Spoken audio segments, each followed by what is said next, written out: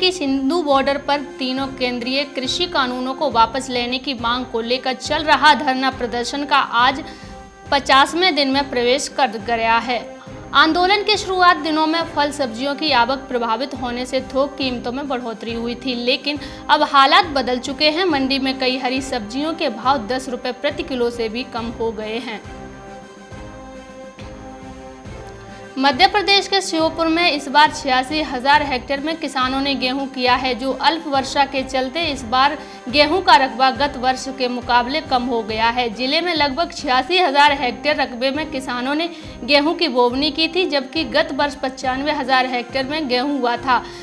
यही वजह है कि गत वर्ष 2020 में जिले में 22,000 किसानों ने 25 लाख क्विंटल से अधिक गेहूं समर्थन मूल्य पर बेचा था।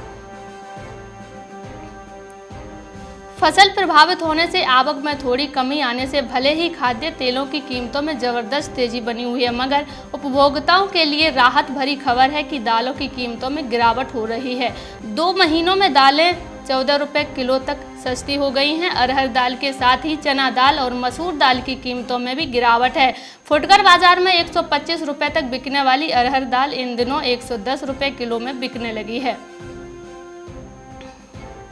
भारतीय कपास निगम लिमिटेड (CCI) ने कपास सीजन साल 2018-19 से 2019-20 और साल 2020-21 की अपनी रुई कीमतों में 300 रुपये प्रति कैंडी की बढ़ोतरी की है। वहीं कृषि मंत्रालय द्वारा बताया गया है कि 12 जनवरी तक CCI ने पंजाब, हरियाणा, राजस्थान, मध्य प्रदेश, महाराष्ट्र, तेलंगाना, आंध्र प्रदेश, ओडिशा और कर्नाटक राज्यों में 17,17,886 किसानों को लाभान्वित कर 24,648.5 करोड़ रुपए के 84,27,125 लाख गांठ कपास की न्यूनतम समर्थन मूल्य पर खरीदी की है।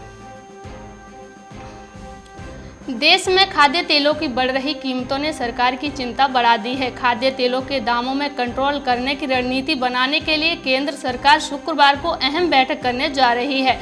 सूत्रों ने बताया कि शुक्रवार को खाद्य तेलों की कीमतों की समीक्षा करने के लिए केंद्र सरकार की प्राइस मॉनिटरिंग कमेटी की बैठक होगी। कोरोना संकट शुरू होने के बाद खाद्य तेल की कीमतें लगातार बढ़ती जा रही हैं। ऐसे में माना जा रहा है कि ये कमेटी खाद्य तेल की कीमतें काबू में रखने की सिफारिश कर सकती है। राजस्थान के करौली में बाजरे के बाद गेहूं की फसल में लट के प्रकोप बढ़ गया है, जिससे खेतों में खड़ी गेहूं की फसल बर्बाद होने की कगार पर आ गई है। गेहूं की फसल में लट का प्रकोप देख किसान हैरान और परेशान हो रहे हैं। 2 साल का कोयला एक साथ लेने के लिए बजाए जा रहे दबाव को लेकर 15 जनवरी को उद्योगपतियों की बैठक कोल इंडिया कोलकाता के उच्चाधिकारी ने होने वाली है। उद्योगपतियों का कहना है कि निश्चित रूप से इस बैठक में कोई न कोई नतीजा निकलेगा। बताया जा रहा है कि इस समय ना तो बाजार में इतनी मांग है और ना ही उद्योगों के पास इतनी जगह है कि वह स्टॉक रख सकें। आपको बता दें कि इस समस्या का हल 15 जनवरी को निकलने की उम्मीद है।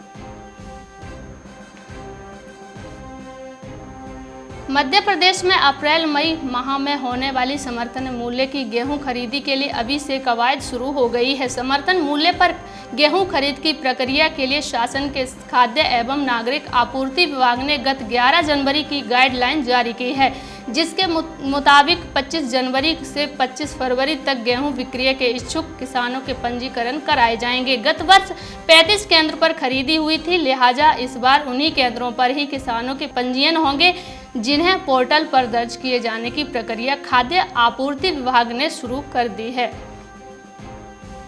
वैश्विक स्तर पर बढ़ते कोरोना वायरस के मामलों के कारण मांग को लेकर चिंता के कारण तेल की कीमतों में आज लगातार दूसरे दिन गिरावट देखी जा रही है, लेकिन अमेरिकी कच्चे तेल के भंडार में लगातार 5वें सप्ताह गिरावट हुई है। ऊर्जा सूचना प्रशासन के अनुसार अमेरिकी कच्चे तेल के भंडारण में पिछले हफ्ते 19 से अधिक गिरावट आई,